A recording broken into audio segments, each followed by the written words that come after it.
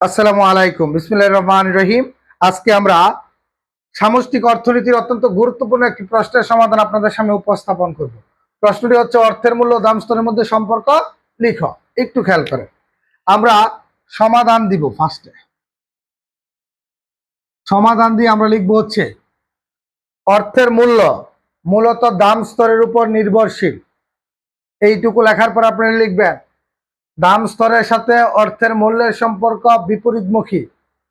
দাম স্তর বাড়লে অর্থের মূল্য কমে, দাম স্তর কমলে অর্থের মূল্য বাড়ে। এইটুকু লেখার পর আপনি লিখবেন, অর্থাৎ BM equal to function of 1/কি পি। লেখেন যেখানে বিএম ইকুয়াল টু অর্থের মূল্য,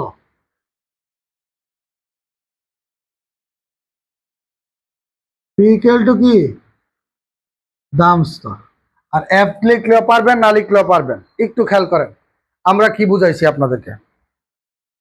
দেখেন, আমরা একটা উদাহরণের সাহায্যে এটা বোঝানোর চেষ্টা করি, পরে চিত্র অঙ্কন করব। আমি আপনাদেরকে ধরেন গতকালকে আমি এক দোকানদারকে 120 টাকা দিয়েছি। পরে দোকানদার আমাকে কয়টা কলম দিছে জানেন? 3টি কলম দিছে। 120 টাকার বিনিময়ে কয়টা কলম পাইছি? 3টি, গতকালকে। তাহলে প্রতিটি কলমের দাম পড়ছে কত টাকা বলেন তো? প্রতিটি কলমের দাম পড়ছে 40 টাকা। এর মানে দাম স্তর বা দাম কত টাকা? 40 টাকা করে 3টা কলম পাইছি। আজকে যখন বাজারে গেছি তখন 120 টাকা দেওয়ার পরে দোকানদার আমাকে কলম দিছে 2টা। তাহলে 2টা কলমের দাম যখন একই কলম, 2টা কলমের দাম যখন 120 টাকা, তাহলে প্রতিটা কলমের দাম কত পড়ছে? 60 টাকা। একটু খেলেন, দেখেন আগে দাম স্তর যখন 40 টাকা ছিল, তখন দাম স্তর যখন 40 টাকা ছিল, অর্থাৎ একই পরিমাণ অর্থ দিয়া আপনি পাইছেন 3টা কলম। এই যে এরকম কলম কয়টা পাইছেন? 3টা।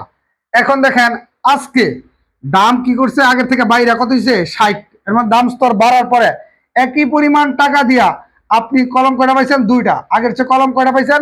2টা কম পাইছেন।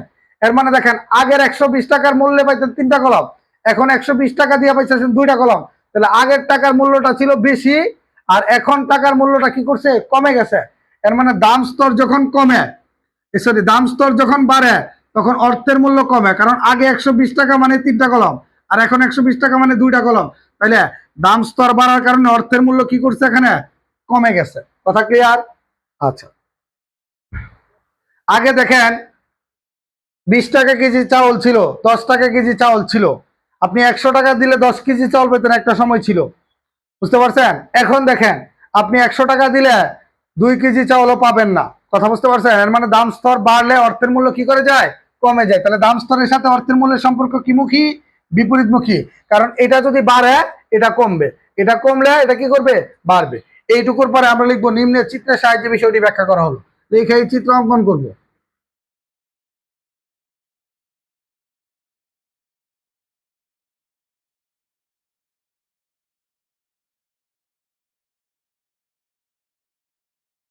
এখানে BM equal to function of 1/পি লিখে দেন।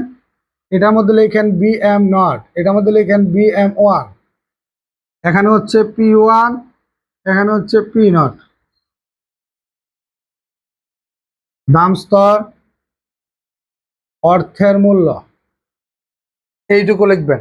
আমি ব্যাখ্যাটা করার চেষ্টা করতেছি সবাই। আমি আবার ব্যাখ্যা করার পর আপনাদেরকে বুঝাবো, টেনশনের কোনো কারণ নাই। লিখবেন, চিত্রে ভূমি অক্ষে অর্থের মূল্য এবং লম্ব অক্ষে দাম স্তর নির্দেশ করা হলো। এইটুকু লেখার পরে লিখবেন, দাম স্তর যখন OP0, এই যে OP0, অর্থের মূল্য তখন OM0। দাম স্তর কমে OP1 হলে অর্থের মূল্য বেড়ে OBM1 হয়।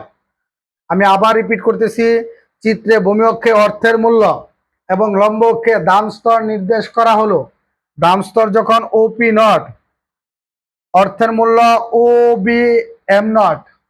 দাম স্তর কমে OP1 হলে অর্থের মূল্য বেড়ে OBM1 হয়। এই ক্ষেত্রে দেখা যাচ্ছে যে দাম স্তরের সাথে অর্থের মূল্যের সম্পর্ক বিপরীতমুখী। তাই অর্থের মূল্য লেখা বাম থেকে ডান দিকে নিম্নগামী। এই যে অর্থের মূল্য রেখা, এটা বাম থেকে ডান দিকে কি নিম্নগামী। যখন এই লম্ব অক্ষ আর ভূমি অক্ষে যে দুটা থাকে, এই দুটার মধ্যে সম্পর্ক বিপরীতমুখী হয়, তখন বাম থেকে ডান দিকে নিম্নগামী হয়। আর যখন এটার মধ্যে সম্মুখী সম্পর্ক কোনো কারণে হইতো তাহলে ঊর্ধ্বমুখী হইতো। তাহলে আমরা এই রেখা থেকে অনুমান করতে পারি দাম স্তর এবং অর্থের মূল্যের মধ্যে সম্পর্ক কি মুখী, বিপরীতমুখী। তাহলে আপনারা এটা করে ফেলবেন।